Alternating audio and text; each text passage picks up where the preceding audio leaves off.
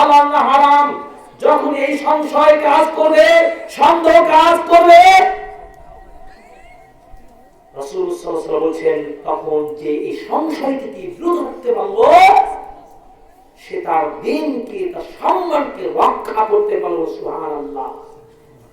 ওয়া মান Waka fish শুবহাত, আর যে সন্দেহ হয়ে গেল, ওয়াকা ফিল হারাম, সে হারাম গ্রহণ করে নিল। নাউযুবিল্লাহ, নাউযুবিল্লাহ।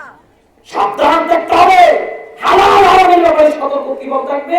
কারাই ইয়ারআ হাওলাল হিমা ইউশিকু আন ইয়ারতা ফিহি, ওই রাখালের মতো যে রাখালটা প্রাচীরের মাঝে গরু ছাগল চারণ করছে, সে সন্দেহ করছে আমি যদি একটু দেখে হই তাহলে আমার গরু ওই পাশের জমিতে মুখ দেবে, মুখ দিয়ে ফসল খেয়ে নেবে। তাই ওই রাখাল সবসময় ভয় করি, সবসময় চোখ খুলে রাখে, সতর্ক থাকে। আপনাকে দুনিয়ায় জীবনযাপন করতে হবে, এভাবে থাকতে হবে, কোনোভাবে যেন আমার হালাল একটা টাকা, একটা পয়সা যেন আমার মুখে প্রবেশ না করে, এই সতর্ক থাকতে হবে। আপনি হালাল টাকা যদি উপার্জন করতে না পারেন, হারাম টাকা যদি একটা ডিম আপনি দান করেন, হারাম টাকা যদি আপনি 1 টাকা দান করেন, রাসূল সাল্লাল্লাহু আলাইহি ওয়াসাল্লাম কবুল হবে না। সমাজে কিছু লোক রয়েছে 2 নম্বরে ব্যবসা করে কিছু পরিবার অসহায় মানুষদের বাইরে করে দিচ্ছে, রাস্তা করে দিচ্ছে, বলছে দাদা দাদা। এই দাদার চায়না দাম নাই বলে রাখেন। হেরোইনের ব্যবসা করে, 2 নম্বরে ব্যবসা করে, গোদা গাড়ি বলেন, শহর করে বড় বড় বাড়ি দালান কোঠা করে, আবার তারা মসজিদও বানিয়ে দেয়। আপনার কি ওই হারাম টাকার মসজিদ বানাবেন, না আপনাদের রক্ত ঝরা টাকার মসজিদ বানাতে বলেন? কে বুঝেন? আপনার ভাই চাচারা কথা বলবেন না? আলোচনা শেষ করে দেবো। আপনারা আওয়াজ না করলে আলোচনা আমি করবো না। কিন্তু এত ঢুল হবে নাকি? যদি ঘুমাতে এসেছেন তাহলে চাষা করতে কেন? ভাই আমার মামুদের আলোচনা করবো। মহিলাদের উপর আমার বই লিখেছি, নারীদের প্রতি বিশেষ উপদেশ, তাদের আলোচনা করবো। আমি সেই বই লিখেছি। আপনাদের আমলের কথা বলবো, এমন একটা আমলের কথা বলবো 1000 নাকি উপার্জন করতে পারবেন 2-3 মিনিটের বিনিময়ে। বলে সুবহানাল্লাহ। এমন আমল রয়েছে যে আমলের কথা বললে আপনি কবরের আযাব থেকে মুক্তি পেয়ে যাবেন ইনশাআল্লাহ। এমন আমলের কথা বলবো যে আমলের যে দোয়াটা বললে পড়ে বললে আপনি জান্নাত চলে যাবেন ইনশাআল্লাহ।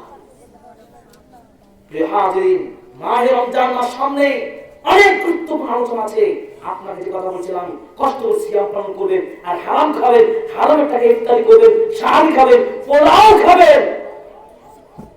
ওই সিয়াম শুধু আপনার খাওয়া পান করা থেকে বিরত থাকাই হবে, কোনো কবুল হবে না। এটা চান আপনারা? হাদিসের কথা বলছি দেখুন। রাসূল সাল্লাল্লাহু আলাইহি ওয়াসাল্লাম বলেছেন, মান তাসাদ্দাকা বিআদলি তামরাতিন, কেউ যদি একটা খেজুর যদি আল্লাহর রাস্তায় হালাল উপার্জন থেকে দান করে, কি বললাম বলেন?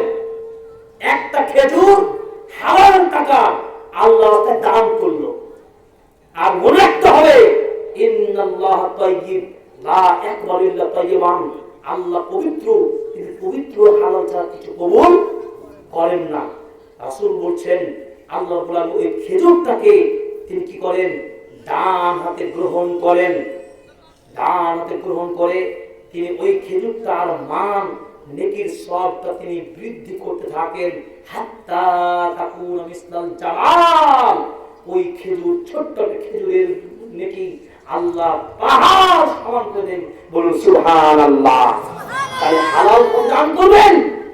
কেউ যদি পাহাড় পরিমাণ টাকা দান করে, কেউ যদি এরকম বড় বড় মসজিদ বানিয়ে দেয়, বড় রাস্তা কলকারখানা বানিয়ে দেয়, হারাম টাকা হয়, এই কোটি কোটি টাকার কোনো মূল্য নাই। রক্ত ঝরা হালাল টাকা দিয়ে শ্রম বিনিয়োগ করে হালাল পয়সা আপনার কাছে দান করে কবরের আযাব থেকে, জাহান্নাম থেকে বাঁচার চেষ্টা করুন। এই যে রাসূলুল্লাহ সাল্লাল্লাহু আলাইহি ওয়াসাল্লাম বলেছেন, ফাত্তাকুন নার ওয়ালাউ বিশিক্কি তামরাতিন, পৃথিবীর মানুষ তোমরা জাহান্নামের আগুন থেকে বাঁচো, নিজেকে বাঁচাও একটা খেজুর দিয়ে হলেও। তাহলে কি দান করব কি করব না বলেন? হালাল টাকা দান করতে হবে আপনাকে। হালাল কত গুরুত্বপূর্ণ বিষয়।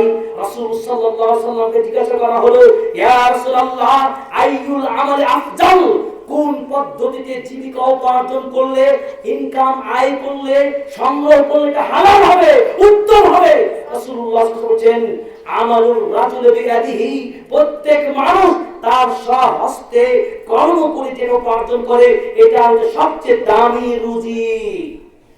দুই, ওয়াকুল্লু বাইইন মাবরুর, প্রত্যেক বৈধ বেচা কেনা, ক্রয় বিক্রয়, ব্যবসা বাণিজ্য প্রতারণা চলবে না, ধোঁকাবাজি চলবে না, গোদামজাত চলবে না, চালাকি চলবে না, চোরাচালাকি চলবে না। এই সবগুলো যদি আপনি দূর থেকে হালাল ভাবে ইনকাম করতে পারেন, হালাল ভাবে ব্যবসা করতে পারেন, এটা হবে দামি রুজি।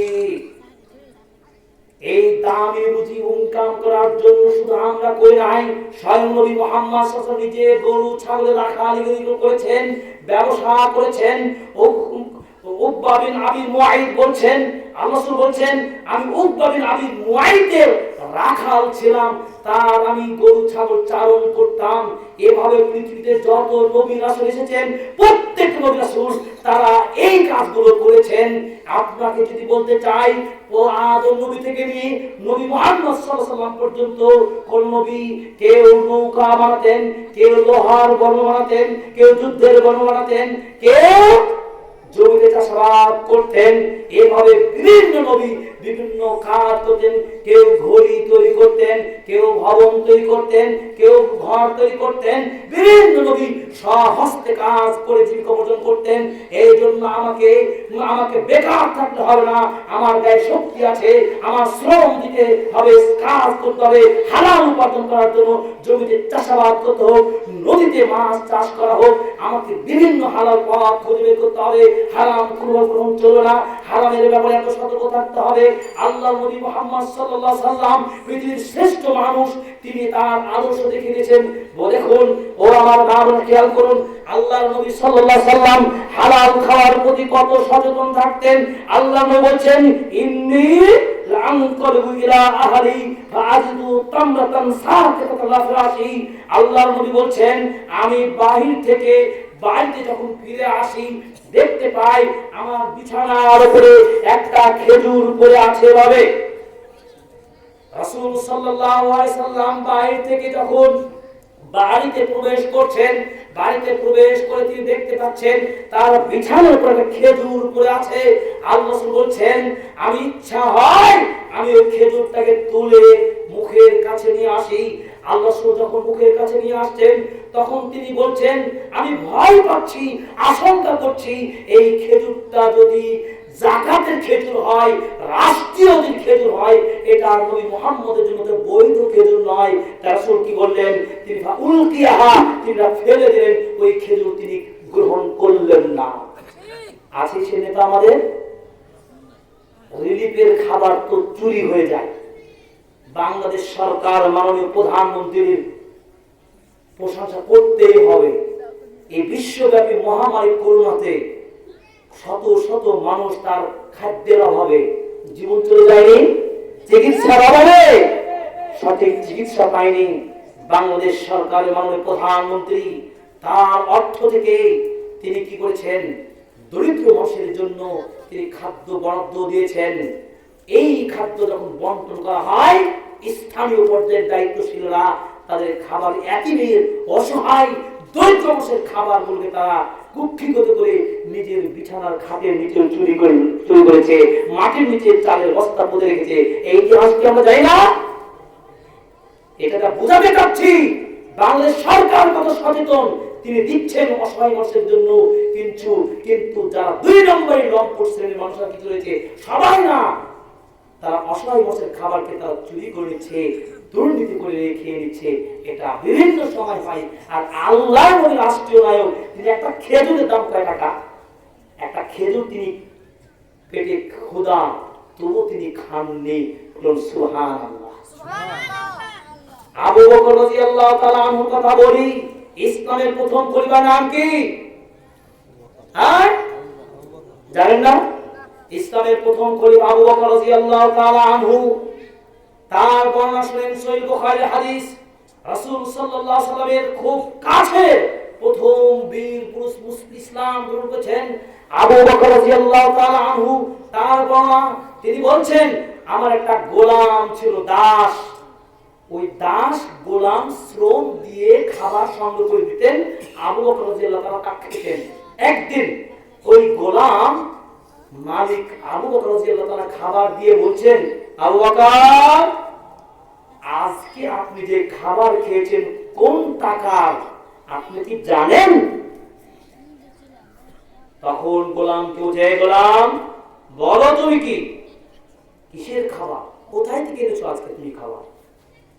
বলছে, আবু বকর, আমি জাহিলি সমাজে গণকের কাজ করতাম, জাদুবিদ্যা করতাম, শরীয়ত বহির্ভূত কবিরাজি করতাম। গণক কাকে বলে? সমাজে কিছু গণক মহিলা খুঁজে পাবেন, কিছু নামধারী ব্যাক্কেল কবিরাজ পাবেন, যা বলে তোমার হাত দেখছি, দেখি বাবা, তোমার হাত দেখি বাবা, তুমি খুব ধনী হবে বড় হলে, বাবা রে তোমার কপাল খুব ভালো লাগে বাবা, তুমি এক কিছু সাদকা করো, তোমার কপাল খুব খারাপ।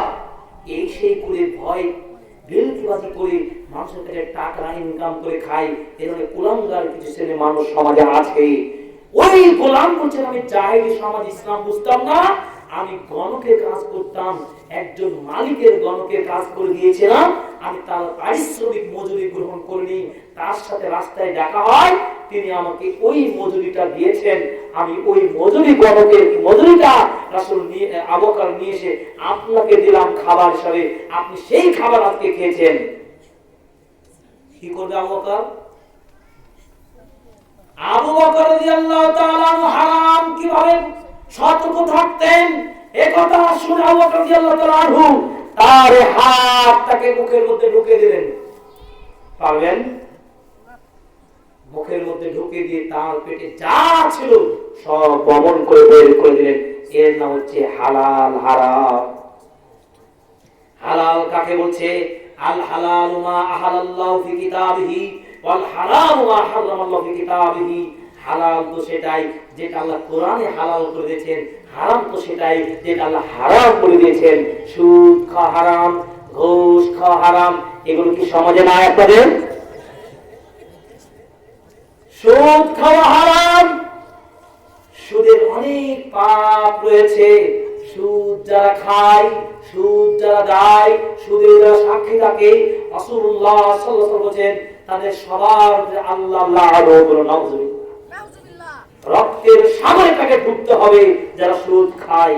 রাসূলুল্লাহ বলেন সুদের ৭৩টা পাপের শাখা প্রশাখা রয়েছে, তার সর্বনিম্ন হলো আইয়ান কি হার রাজুল উম্মাহু, কোন মানুষ তার আপন মায়ের সাথে ব্যভিচারে লিপ্ত হওয়া, এর চেয়ে জঘন্যতম কাজ হতে পারে?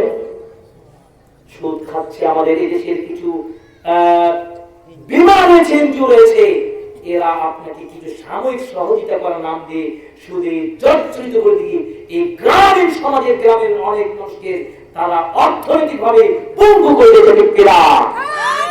ভাইরা আমার, হারাম হারামি, হালাল হালালি সংক্ষেপ করে দিচ্ছি আপনাদের সামনে। যে কথা বলছিলাম, হালাল খেতে হবে, হালালের ব্যাপারে সচেতন হতে হবে। আর একটা ইতিহাসের কথা আপনাকে বলছি, হালাল যে কতটা গুরুত্বপূর্ণ আপনাকে বলি। জামে আত-তিরমিজির কিতাবটা যারা পড়তে জানেন তারা জানেন, পৃথিবীতে একজন বিখ্যাত ইমাম ছিলেন আব্দুল্লাহ ইবনে মুবারক। কি বললাম? আব্দুল্লাহ ইবনে মুবারক, আব্দুল্লাহর পিতা মুবারক একজন মালিকের অধীনে বাগানের কাজ করতেন, বাগান দেখাশোনা করতেন। একদিন বাগানের মালিক বাগানে তার কয়েকজন বন্ধুকে নিয়ে প্রবেশ করলেন। বাগানের দেখাশোনা করছে মুবারক। মুবারককে বলছেন, মুবারক, আমি বাগান দেখতে এসেছি, আমাকে কিছু ডালিম এনে দাও। বাগানটা ছিল ডালিম বা বেদানার বাগান। তো আব্দুল্লাহ ইবনে মুবারক, আব্দুল্লাহর পিতা মুবারক কয়েকটা বেদানা পেরে এনে মালিকের সামনে হাজির করছেন। শুনুন, অনেক আলোচনা আছে। বেদানাগুলো যখন খেতে শুরু করলেন, দেখলো যে বেদানা কিছু টক, কিছু অকেজো, খাওয়ার মতো নয়। বলেন মালিক ক্ষিপ্ত হবে না? হবে না? হবে না?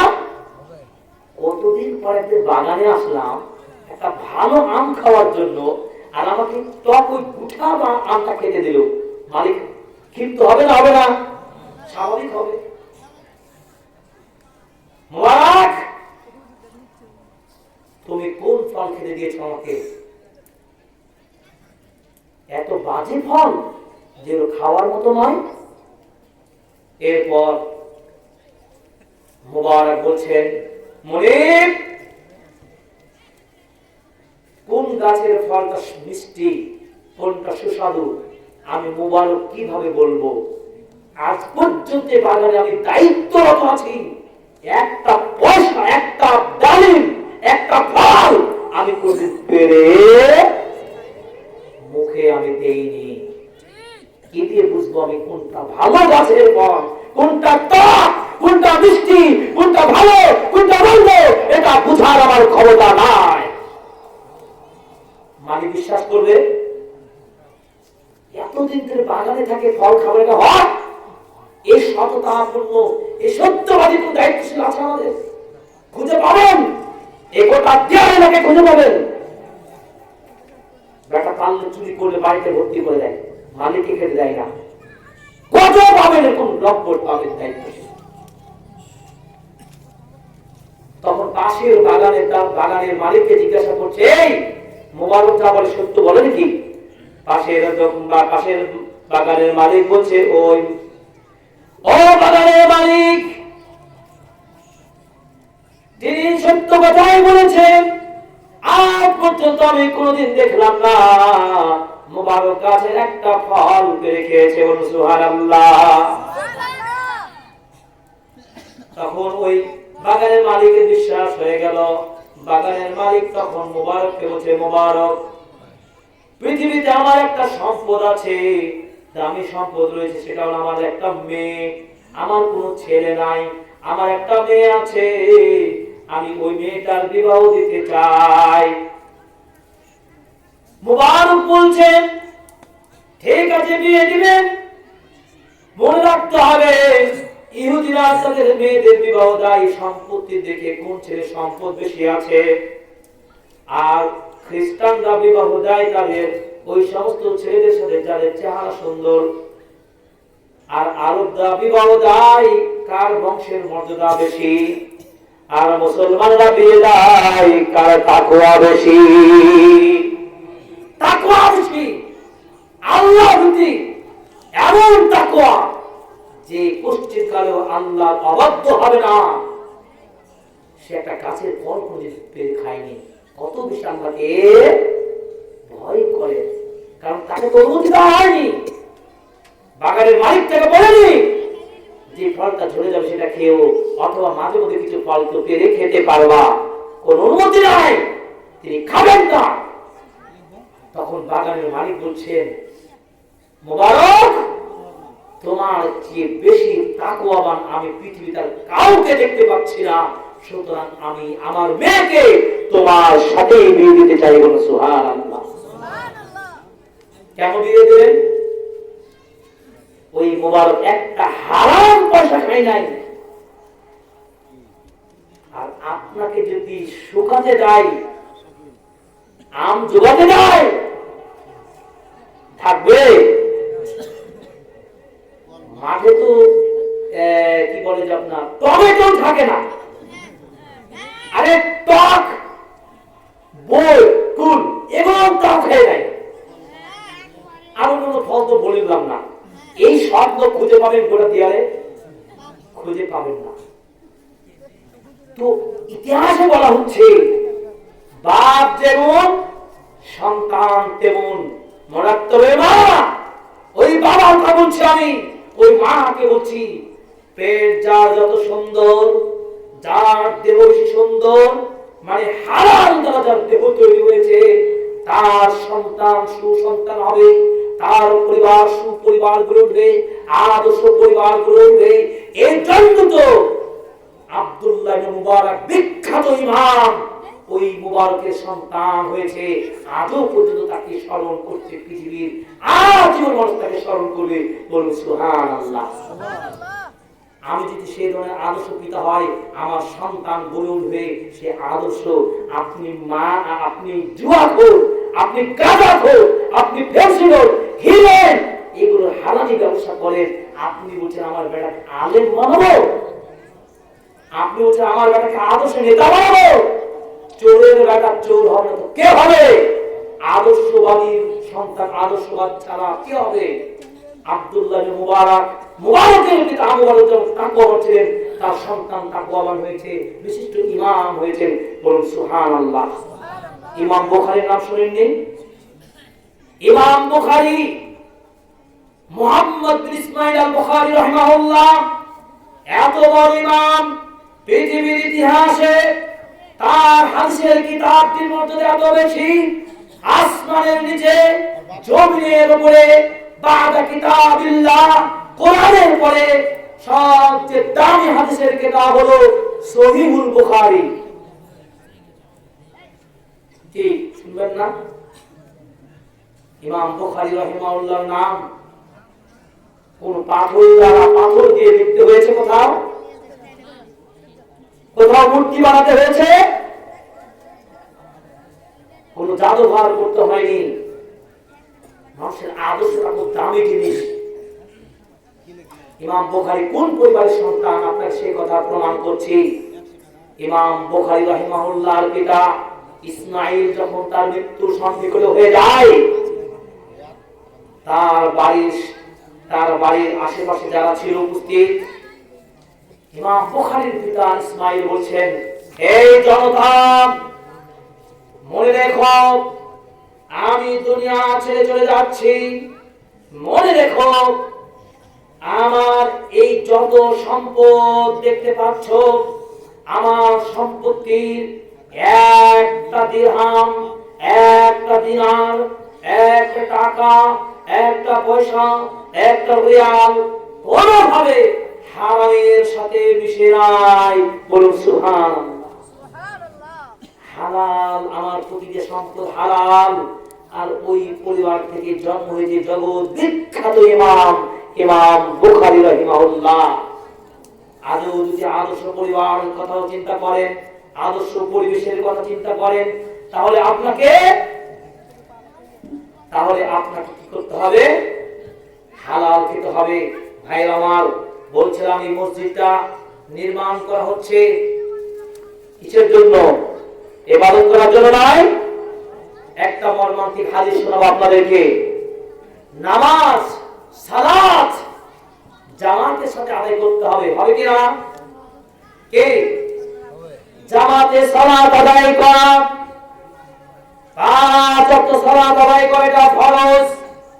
আর জামাতে সালাত আদায় করা 25 থেকে 27 গুণ বেশি নেকি পাওয়া যায়।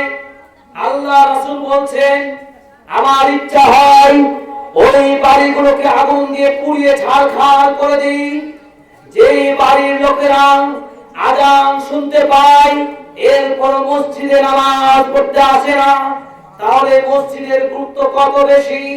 মসজিদ আপনাকে তৈরি করতে হবে। মসজিদ মুসলিম মিল্লাতের কেন্দ্রীয় স্থান। মসজিদ মানুষের মিলনের জায়গা। মসজিদে মানুষ তাদের সামাজিক কার্যকলাপ পরিচালনা করবে। মসজিদ নির্মাণ করা একটা সমাজের দায়িত্ব। মসজিদ যারা নির্মাণ করবে, মসজিদে যারা অর্থ দিবে, মসজিদে যারা শ্রম দিবে, রাসূল সাল্লাল্লাহু আলাইহি ওয়াসাল্লাম বলেছেন যে যারা মান বানা মসজিদান ইয়াবতাগি বিহি ওয়াজহাল্লাহ বানাল্লাহু বাইতান ফিল জান্নাহ, যারা আল্লাহকে খুশি করার জন্য একটা ঘর মসজিদ তৈরি করবে, আল্লাহকে খুশি করার জন্য আল্লাহ তার জন্য জান্নাতে অনুরূপ একটা ঘর তৈরি করবেন। বলুন সুবহানাল্লাহ। জান্নাতে ঘর কে কে চায়? হাত তুলে দেখান। বলেন, আপনাদের আয় থেকে কি দান করতে পারবেন না? হাত নামান। কারা মোটি দান করেন? হাত তুলে তো দেখি। যারা 1 টাকা দান করেননি, তারা সবাই বলছেন নাকি? লজ্জা করেন না, আমি লজ্জা দেব না। কারা 1 টাকা দান করেনি? সত্যি সাথে আমার চাচা তো একজন, সত্যবাদী 2 জন 3 জন, তার মানে সবাই দান করেছেন নাকি? আলহামদুলিল্লাহ। শুনেন একটা হাদিসের কথা বলি। আল্লাহ রাসূল বলছেন 1 লক্ষ টাকার চাইতে 1টা টাকার দাম বেশি। সাহাবীগণ বললেন ইয়া রাসূলুল্লাহ কিভাবে বেশি? রাসূলুল্লাহ বলছেন কোন মানুষের কাছে 2টা টাকা আছে। কয় টাকা আছে? এই যে 2টা টাকা, 1 টাকা এই একটা 2টা টাকা। তো হুজুর বক্তব্য দিচ্ছে দান করো আল্লাহর রাস্তায়। মসজিদে কাজ হচ্ছে, 2টা টাকা পকেটে আছে আপনার কাছে, বাকি 10 টাকা আছে। কি করলো? এই 1টা টাকা দান করে দিল, 1টা টাকা পকেটে নিল। এই 1টা টাকা ওই 10 লক্ষ টাকার চাইতে দাম। বলো সুবহানাল্লাহ। সাহাবী বললেন ইয়া রাসূলুল্লাহ কিভাবে? তিনি বলছেন ওই লোকটা যে 10 কোটি টাকার মালিক, 10 লক্ষ টাকার মালিক, সে 10টা টাকা থেকে 10 লক্ষ টাকা থেকে 1 লক্ষ টাকা দান করেছে, আর এই 2টা টাকা থেকে 1 টাকা দান করেছে। তো এই লোকটা বেশি দামি হবে না? তার উচিত ছিল 10 লক্ষ টাকার মালিক 5 লক্ষ টাকা দান করা উচিত ছিল। কি বুঝতে পেরেছেন? তাহলে নিজের 1টা টাকাকে 5টা টাকাকে তুচ্ছ মনে করবেন না। হতে পারে আপনার হালাল 1টা টাকা, হালাল 5টা টাকা, হালাল 100 টাকা, 1000 টাকা আপনার এই সন্তুষ্ট হয়ে আল্লাহ খুশি করে এর বিনিময়ে জান্নাত দিতে পারবেন। সুবহানাল্লাহ। রাসূল সাল্লাল্লাহু আলাইহি ওয়াসাল্লাম বলেন পাখির বাসার পরিমাণ। ভাই আমার বক্তব্য শেষ করে দেব। কয়েকটা আমলের কথা বলতে চেয়েছি। আমল আমার কিছু লিখিত বই আছে, দোয়ার বই আছে, কোরআন শিক্ষার মোহাম্মদী কায়দা আছে, নারীদের প্রতি বিশেষ উপদেশ আপনারা সাইট থেকে নেবেন। আমি বক্তব্য শেষ করে দেব। ভাই আমার আল্লাহ রাসূল সাল্লাল্লাহু আলাইহি ওয়াসাল্লাম বললেন তোমাদের মধ্যে সবচেয়ে দামি কোন লোকটা? তোমাদের মধ্যে কে বেশি তার সম্পর্কে বেশি ভালোবাসে? আল্লাহ রাসূল বললেন তোমাদের মধ্যে কে বেশি তার নিজ সম্পর্কে বেশি ভালোবাসে? সাহাবীগণ ইয়া রাসূলুল্লাহ সবাই তো তার নিজ সম্পর্কে ভালোবাসে। আল্লাহ রাসূল বললেন কোন মানুষ যে আল্লাহর রাস্তায় দান করে এই দানের টাকাটা হলো তার নিজের সম্পদ, আর সে যা রেখে দেয় সেটা তার উত্তরাধিকারীর সম্পদ। ভাইরা আমার এই দুনিয়া বেশি দিন থাকার জন্য আসে নাই। দুনিয়া আমার আসল ঠিকানা নয়। দুনিয়া থেকে সবাইকে চলে যেতে হবে, কবরে যেতে হবে। কবরের শাস্তি কি হবে আমাকে ভয় করতে হবে। ওসমান রাদিয়াল্লাহু তাআলা আনহু আমার বক্তব্য আপনারা দান করে বেরোন। আল্লাহ রাসূল সাল্লাল্লাহু আলাইহি ওয়াসাল্লামের সাহাবী ওসমান রাদিয়াল্লাহু তাআলা আনহু কবরের পাশে গিয়ে এত বেশি কাঁদতেন, এত বেশি কাঁদতেন, চোখ দিয়ে পানি ঝরঝর করে দাড়িগুলো ভেজে যেত। সাথীগণ বলতেন ইয়া আমিরুল মুমিনিন ব্যাপার কি? আপনার কাছে জান্নাতের কথা বলা হয়, জাহান্নামের কথা বলা হয়, কিন্তু আপনি তো বেশি কাঁদেন না, কবরের পাশে কেন বেশি কাঁদেন?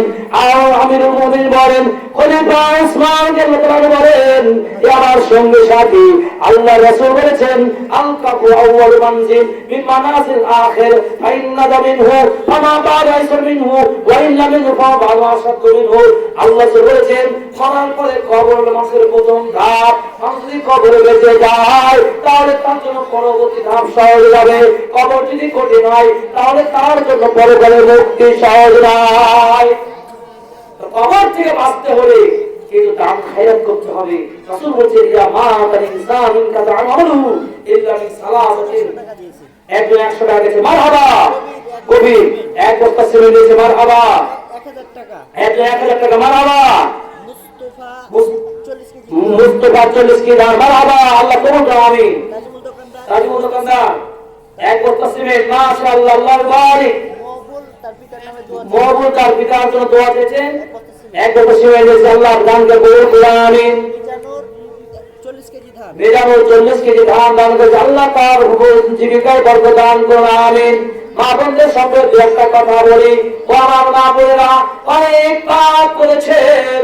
আল্লাহ নবী বলছেন আমি জান্নাত গেলাম, জাহান্নাম গেলাম। জান্নাতে কি বেশিরভাগ দরিদ্র মানুষরা জান্নাতি, পুরুষ লোক দরিদ্র জান্নাতি, জাহান্নামে দেখছি বেশি বেশি জাহান্নামের নারীরা। ও আমার মা বোনেরা, তোমরা আমার মা, তোমরা আমার বোন, তোমাদের সম্পর্কে দুটো কথা বলি। আল্লাহ রাসূল সাল্লাল্লাহু আলাইহি ওয়াসাল্লাম বলেন, ইদা সাল্লাতিল মারআতু খামসাহা, যখন কোন মহিলা 5 ওয়াক্ত সালাত আদায় করবে, ওয়াসামাত শাহরাহা, রমজান মাস সিয়াম পালন করবে, ওয়া আতাআত বা'লাহা, তার স্বামীর আনুগত্য করবে এবং তাওয়াজ্জুহ ইবাদত করবে, এই 4টা কাজ যে মহিলা ভালোভাবে করবে, নামাজ পড়বে, সিয়াম পালন করবে, লজ্জায় তার ইবাদত করবে, পর্দার সাথে চলবে আর তার স্বামীর আনুগত্য করবে, আল্লাহ বলেছেন এই মহিলাকে বলা হবে জান্নাতে, যে জান্নাতে তুমি প্রবেশ করতে চাও। আমার মা বোনেরা, মা বোনদের উপরে নারীদের উপর বিশেষ করে বই লিখেছি, বইটা দিবেন শরীফুল ইসলাম চাচা 20 কেজি ধান, আল্লাহ তার ধানের বরকত দান করুন, ফসলের বরকত দান, আমিন। মা বোনেরা আপনারা দান করেন, আপনাদের স্বামীর কাছ থেকে নিয়ে অনুমতি নিয়ে 10 টাকা 5 টাকা 50 টাকা আপনারা দান করেন। দান করলে ক্ষতি নাই, দান করলে কবর আযাব থেকে বাঁচা যায়, দান করলে অসুখ রোগ বালা থেকে সুস্থ লাভ করা যায়। আমরা দান করব, আল্লাহ আমাদের দানকে কবুল করুন, আমিন। বলছিলাম কিছু আমল আছে, দিনে যদি কেউ 100 বার সুবহানাল্লাহ বলতে পারে, আল্লাহ রাসূল বলেন তার কি 1000 নেকি দান করব। সুবহানাল্লাহ, কয়বার সুবহানাল্লাহ? 100 বার সুবহানাল্লাহ, সুবহানাল্লাহ। রাসূলুল্লাহ সাল্লাল্লাহু আলাইহি ওয়াসাল্লাম বলেন যে ব্যক্তি এই দোয়াটা 100 বার বলবে, আল্লাহ তার আমলনামায় 1000 নেকি দিবেন। সুবহানাল্লাহ। আরেকটি দোয়া আছে, 100 টাকা দিয়ে আমার মুরব্বি চাচা মারহাবা, সব দোয়াগুলো আছে একটা বইয়ে, ওই দোয়ার বইটা নেবেন, কোরআন শিখবেন কিভাবে, মুহাম্মদি কায়দা নেবেন। দোয়ার বইটার দাম 30 টাকা মাত্র, 35 টাকা 5 টাকা ছাড়। এবং নারীদের প্রতি বিশেষ উপদেশ বইটা 50 টাকা, সবাই নেবেন। মাত্র 20-25টা বই এনেছি। মুহাম্মদি কায়দা কোরআন কিভাবে শিখবেন, এই বইটা আছে মাত্র 30 টাকা দাম, এই বইটাও নেবেন। খুব সহজ কম দাম, কয়েকটা বই এনেছি, আপনারা বইটা নেবেন। আমি আপনাদের সামনে আগামীতে সময় পেলে ইনশাআল্লাহ আলোচনা করব।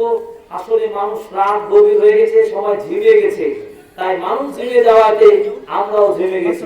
আল্লাহর উপর আমি দোয়া করি, রেজাউল চাচা দিয়েছে 500 টাকা, আল্লাহ তার বরকত দান করুন, আমিন। তার স্ত্রীর নামে দোয়া চাইছে 200 টাকা। হাবিবুর রহমান 200 টাকা দিয়েছেন তার স্ত্রীর নামে, আল্লাহ তার দানে বরকত দান করুন, আমিন। তার সম্পদে বরকত দান করুন, আমিন, আমিন। আমাদের একটা প্রশ্ন আছে ভাই। জি, এবার তার প্রশ্নটাকে বলেন। এই দেশে যে মাদ্রাসাগুলো হয়েছে ওখানে ব্যাংক কি করে রাখতে পারে? ব্যাংক হচ্ছে অর্থ সংরক্ষণ করার বর্তমান আধুনিক সময়ের মাধ্যম। বর্তমান যেহেতু প্রযুক্তি, অর্থনৈতিক উন্নতি বিভিন্নভাবে হচ্ছে, এক্ষেত্রে পরামর্শ হলো রাখতে পারে, তবে সেখান থেকে অতিরিক্ত মুনাফা বা সুদ ইন্টারেস্ট হিসেবে যেটা পায় সেটা গ্রহণ করবে না। মাদ্রাসার মধ্যে রাখছে যে মাদ্রাসার ইনকাম করে মাদ্রাসা চালার জন্য না, ওটা হচ্ছে যে ইসলামিক শরিয়া ভিত্তিক যদি কোনো ব্যাংক থাকে সেখানে রাখবে, সুদী ব্যাংকে রাখতে পারবে না। এই ব্যাপারে কর্তৃপক্ষকে আমরা পরামর্শ দেব, সুদী ব্যাংকে অবশ্যই সে অর্থ রাখবেন না, আর রাখলেও তাদের সুদী টাকা গ্রহণ করা চলবে না। ভাই আমার একজন প্রশ্ন করছেন, বর্তমান সময়ে জিহাদ করা, জিহাদ সব সময় করতে হবে, সব সময় জিহাদ। জিহাদের আগে আগে নিজেকে তৈরি করো বাবা। নামাজ পড়ি না কিসের জিহাদ তোমার? তুমি কালো রাখছো না কিসের জিহাদ? জিহাদ তো সব সময় হক কথা বলা জিহাদ। জিহাদ কার বলে কয়ে করবে? ইসলামের জিহাদের গুরুত্ব আছে, সেটা কিন্তু একাই একাই অস্ত্র ধারণ করে নয়, সরকারের অনুমতি, সরকারের পারমিশন ছাড়া কেউ জিহাদ যুদ্ধ করতে পারে না। আমার হাত দ্বারা একজন বেধর্মীয় আঘাত পেতে পারে না, আমার কথা দ্বারা একজন বেধর্মীর কষ্ট দেওয়া, এটা ইসলামের জায়েজ নয়। সুতরাং আদর্শ ব্যবহার দিয়েই সমাজ দেশকে প্রতিষ্ঠা করা সম্ভব। যে রাসূল করেছেন, ইসলামে এমন কোন জিহাদ নাই যে রাসূল সাল্লাল্লাহু আলাইহি ওয়াসাল্লাম তিনি নিজে জিহাদ করেছেন, লড়াই করেছেন, তা নয়। কাফেররা তার উপর হামলা করেছে, ইসলাম রাসূল সাল্লাল্লাহু আলাইহি ওয়াসাল্লাম শুধু প্রতিরোধ করেছেন। আর আমি আপনি প্রতিরোধ করবো মানে প্রতিরোধ করার ক্ষমতাও নাই, সে শক্তিও নাই। আমরা স্বাধীন দেশে সরকারের অধীনে থাকি। সুতরাং যে হটকারিতা চলছে বর্তমান সময়ে, কিছু উগ্রবাদী আলেমও, কিছু উগ্রবাদী, কিছু যুব সমাজের কিছু মানুষেরা কিছু মানুষকে উদ্বুদ্ধ করছে জিহাদের দিকে, এই কাজগুলো চলবে না। এটা হচ্ছে জঙ্গিবাদের সমতুল্য হবে, আন্তর্জাতিকভাবে বড় ধরনের একটা অপরাধ হবে। আমরা জঙ্গিবাদ সন্ত্রাসকে না বলি, সন্ত্রাস জঙ্গিবাদ মুক্ত দেশ সমাজ বলি। আল্লাহ তোমাদের তৌফিক দান করুন, আমিন। ঈমানের উপরে সঠিক দিনের উপর আল্লাহ তোমাদের টিকে থাকার তৌফিক দান করুন, আমিন। আমাদের প্রতিটা পরিবার সমাজকে আদর্শ পরিবার গড়ে তুলি, আল্লাহ তুমি কবুল করো, আমিন। দোয়া করি আল্লাহ আমাদের প্রত্যেকের দোয়াকে যেন কবুল করে, আমিন। যারা মারা গেছেন আল্লাহ তাদেরকে তুমি জান্নাতুল ফেরদাউস নসিব করুন, আমিন। আল্লাহ এই নদীর ভাঙন করে যাদের বাড়ি ঘর ডুবে গেছে আল্লাহ তাদেরকে তুমি অর্থনৈতিকভাবে তার উন্নয়ন দান করুন, আমিন। আল্লাহ যারা মসজিদে দান করেছেন প্রত্যেকের দানকে তুমি কবুল করে নাও, আমিন। আল্লাহ আমরা যেন এই মহামারী করোনা ভয়াবহ মহামারী থেকে রক্ষা পাই, হেফাজত করুন, আমিন। আল্লাহুম্মা ইন্না নাউযু বিকা মিনাল বারাসি ওয়াল জুনুনি ওয়াল যুদামি ওয়া মিন সাইয়্যিল আসকাম রব্বির হামহুমা কামা রাব্বায়ানি সাগীরা। প্রত্যেক আমরা ফরজ নামাজের পরে আয়াতুল কুরসিটা পড়ব। রাসূল বলেছেন কেউ যদি আয়াতুল কুরসি পড়ে তাহলে মৃত্যু ছাড়া তার জান্নাতে যাওয়া কেউ বাধা দিতে পারবে না। এই জিকির আজকারগুলো করব। আস্তাগফিরুল্লাহ আস্তাগফিরুল্লাযী লা ইলাহা ইল্লাল হাইয়ুল কাইয়্যুম ওয়া আতুবু ইলাইহি। এই দোয়াটা আমরা দিনে 70 থেকে 100 বার বেশি করব। রাসূল সাল্লাল্লাহু আলাইহি ওয়াসাল্লাম বলেছেন